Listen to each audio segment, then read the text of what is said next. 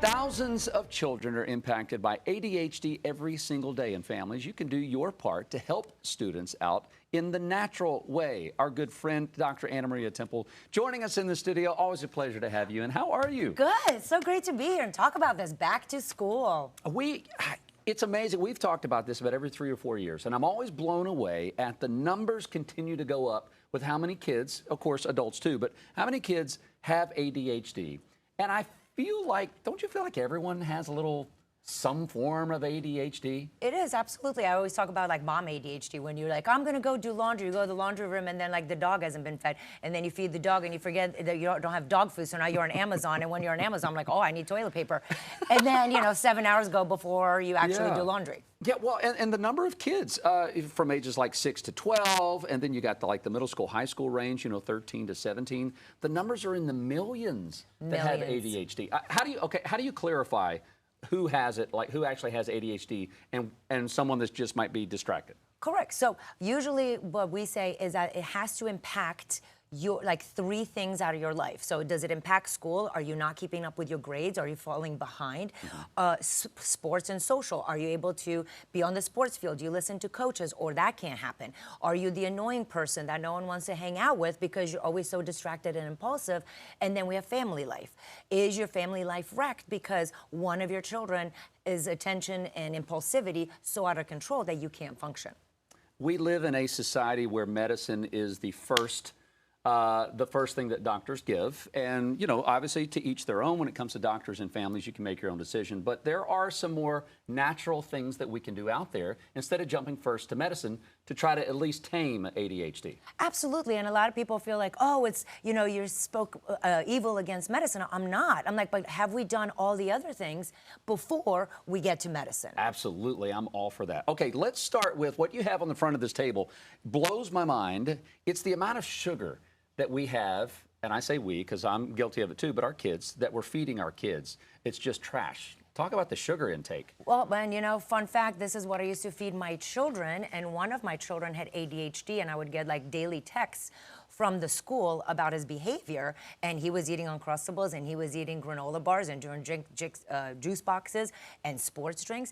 Wow. Sugar shrinks the brain. The more sugar we have in our diet, the less focus, memory, concentration, the more hyperactivity. And it's not just the sugar, it's also the food coloring and the preservatives that are just slowly eating away at our children's brains. I can't believe the amount of sugar. And we've talked about this before. You've taped some sugar packets. This is a soda here in the front. Sports drinks, we just assume, is the go-to if you're working out or running. We just talked about hydrating over the weekend. Look how much sugar is in this. So when you're looking for alternatives, you're looking for less sugar, more natural sweeteners? More natural forms. Okay. Mother Nature has put natural sugar in fruits. So, if you're dying for something sweet, go and get a fruit that's in season. It's going to be more budget friendly. Water's free. Water works. And if you don't like water, you can do coconut water diluted with, a little bit with water. Or you can do infused waters, which are such a great alternative for the people that don't like plain, boring water. Yeah, that's a great idea. You brought dairy in here. Is dairy good or bad? When it comes to ADHD symptoms, dairy can be very inflammatory to a certain population. Okay. It's not 100% of the people, but we do see that a lot of kids, when we remove and replace dairy and gluten, it really improves their memory and cognition.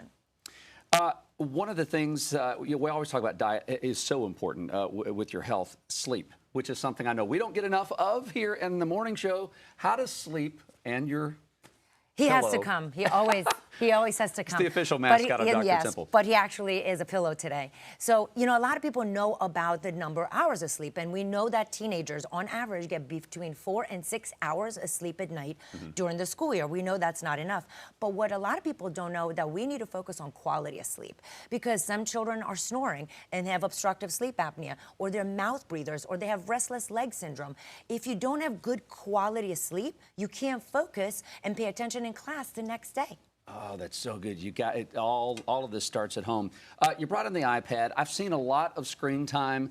I mean, let's face it, teenagers and middle schoolers, they spend a lot on this anyway, but in the summertime, I feel like they're glued to this. This is going to be hard to pry from their fingertips over the next couple weeks. Oh my gosh. And here's the other thing. The studies have shown that young children who are on screens between 3 and 4 hours a day on the regular had increased rates of ADHD as they grow older.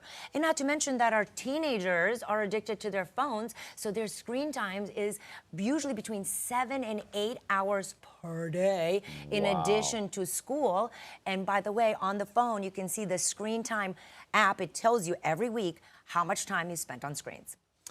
I have a feeling when it comes to vitamins that we're lacking a lot when it comes to micronutrients. Most kids don't probably eat the healthiest meals that are out there. Right. And so the first thing is, to your point, you cannot out-supplement a diet that doesn't fit your body. So buying supplements while you're eating this is basically making expensive pee. So we're going to change our nutrition, but we can add some nutrients.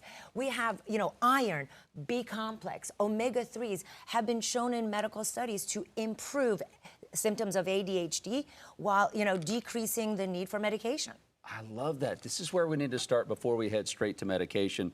And then last but not least, I mean, if you are struggling and you're trying to fix some of these things in your life, therapy. I mean, that's gonna, at some point, that might need to be brought in. Yeah, and I'll tell you, for my son, that's one of the things we did. We did not want to do medications, and he did cognitive behavioral therapy, which was a game changer. Very few people actually do that because it's time consuming. It takes time. It's once weekly. And then there's also executive functioning therapy, where you have a therapist that works with your child and helps them stay organized, on task, work on their memory skills. And what I love about that is, listen, if you do a medicine, you are going to depend on medicine, but we need life skills so we can move on through our life and being productive humans of society with less meds. Oh, I like that. Preach it, Dr. Temple. This is good stuff. And if you start now, you can help maybe turn these effects around so that when they become college students and young adults and even older adults, you're not hopefully dealing with this as much as they are now. So, Dr. Temple, always a pleasure to see you. So great to be here. Good luck with your kids going back to school next You week. too. Ours as well. All right.